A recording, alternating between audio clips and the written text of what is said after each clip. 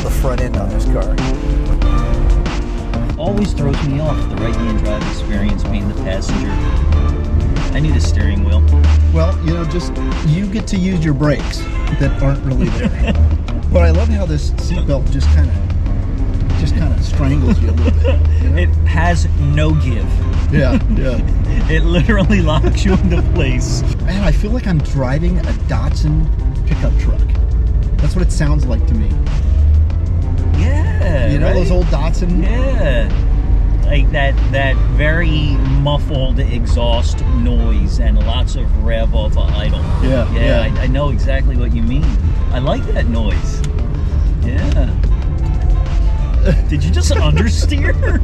I tried to find the happy spot in the clutch. We were going like 5 miles an hour and I felt like the car was pushing.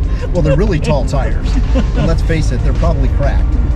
Oh boy. But yeah, and then I love how you got to get used to using the turn signal on the right side. Oh yeah. You know? Right. That's always kind of interesting. Yeah, I must say it's it's got lots of power. Yeah, yeah. It's so funny though. This noise. It really does remind me of my dad's old Datsun pickup truck that he used to go to work in. That's awesome. And I'd borrow it. Yeah. And without him knowing it. Nah, he knew. Oh. He always knew. But you know, his Honda. Now his little Honda, he didn't know when I borrowed the Honda. All right. Watch it now. You might have a clearance there. You got it. Okay.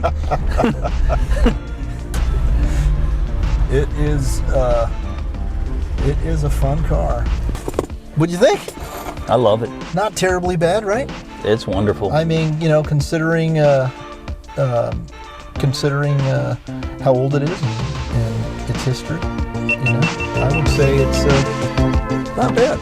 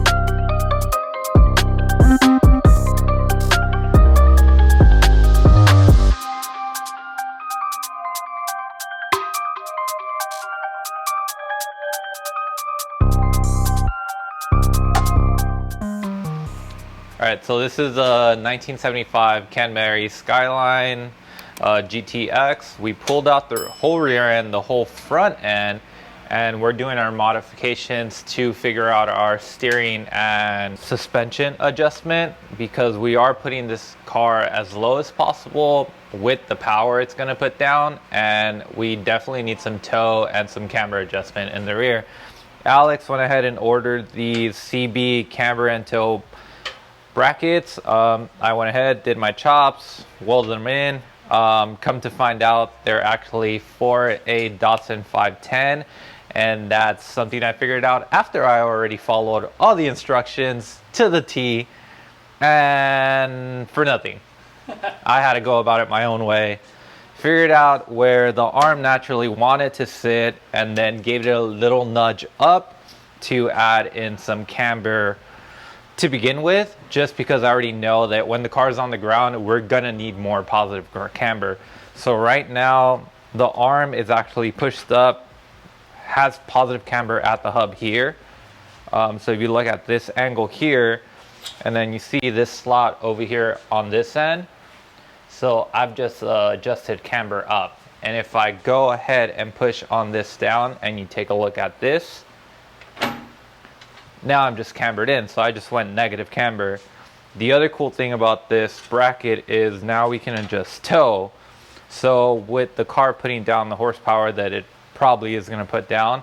Even though it's a light, tiny car, we still need some traction in the rear. So if we go ahead and push this in, this is going to tilt out the car, and we don't want that. We want traction, so we're going to have to tilt in the car so we can get the rear tires to bite on the ground and hopefully keep that car from just spinning wheels. It's going to be hard, but I'm pretty sure someone's going to spin, or definitely going to spin. Yeah, someone's going to spin. Yeah. That's it.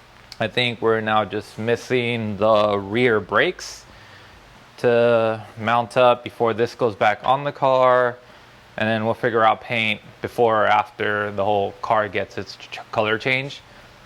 And now we're going to move over to the front of the car. So here we have the original front cross member, and this cross member is actually out of a R32 Skyline. So I believe that's like 1990 Skyline. So you can see this has a rack and pinion. This obviously didn't, and we want power steering. So it's my job to figure out how we're gonna get this done. So I'm gonna go ahead and chop the ears off of these guys. We'll first make a jig, figure out where it was sitting, and get this R32 cross member to sit where this is sitting, figure out the placement of the motor front and back where it sits nicely, and just get moving on the steering, because the steering needs to get done before all the motor stuff gets done. Obviously, like, I can't be in there with my hands trying to maneuver around the manifold to like get my steering column to lock in place, like shorten, lengthen, all that good stuff. So that's to come. But as for now, we have camber and toe adjustment in the rear of the car.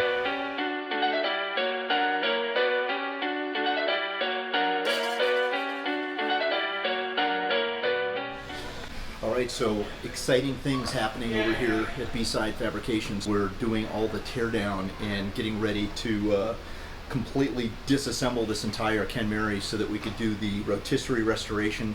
As we speak, B Side Fabrications is preparing the new subframe assembly that's going on. It's a hybrid R32 GTR subframe assembly.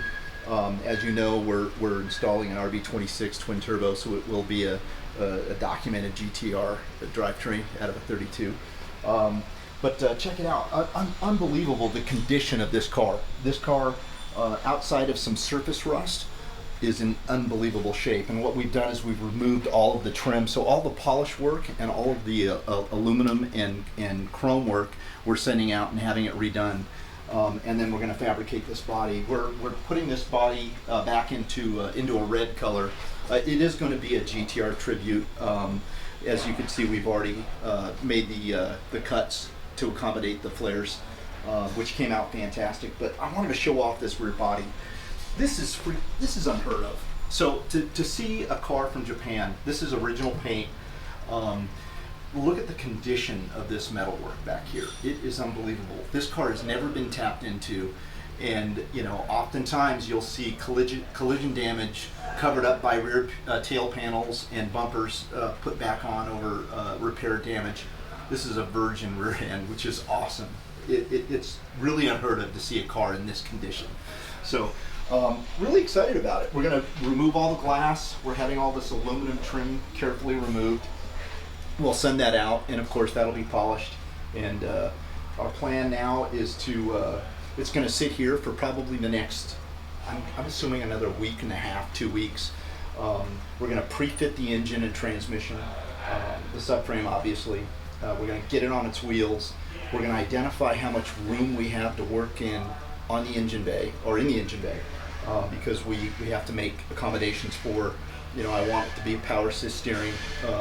We're going to have the factory air conditioning that this car came equipped with, so we're making provisions for the condenser, the dryer, all of the related components for the air conditioning system. To put that big monster RB26 in here, and the twin turbos, and all the componentry that's going to go in it is tricky.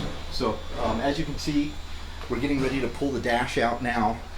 And what we decided to do, as opposed, there are companies in Japan that make reproduction dashboards. We're going to do our own repair on this dash, so we're going to carefully remove this dashboard, and then we're going to make the repair, reinstall it, and our plan is to have this car ready for JCC, the big Japanese car show in Long Beach, coming up, I believe, October, November. So we're trying to get this car ready, and we are determined to have it there for that show. And I hope you guys will take the opportunity to come visit that show. I'll post up the date and the time, and I'd love to see you guys come out and check it out. It'll be at the Apexi booth. So here's our engine bay. As you can see,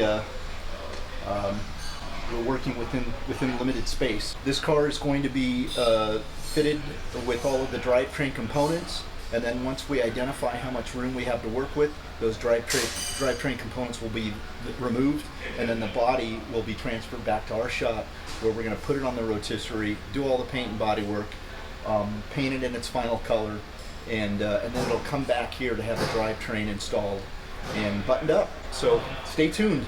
Stay tuned. We're all excited about this project. Oh, it's going to be sick. Can't wait.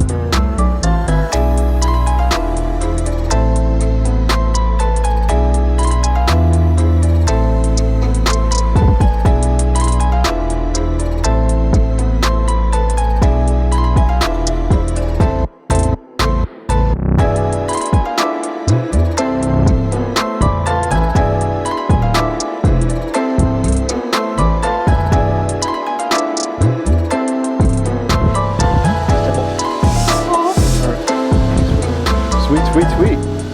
All right, so here we are, and here is the build progress. So a lot to report, a lot of stuff going on with this build. R32 subframe, front subframe assembly, obviously an RB26 with twin Tomeis, lots of suspension work and rack and pinion and column work that had to be done. We had to pre-fit the intercooler. And it's actually an exchanger as opposed to just a direct intercooler.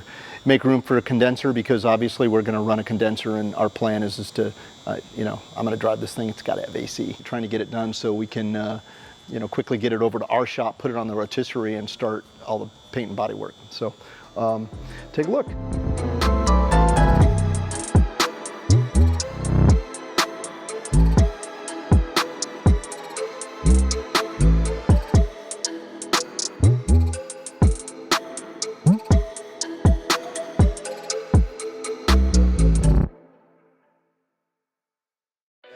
Really excited about this car. This thing is going to be, there's so many mods, and Alex, we're going to have to put a list together of every mod, because there's so many I can't even keep track.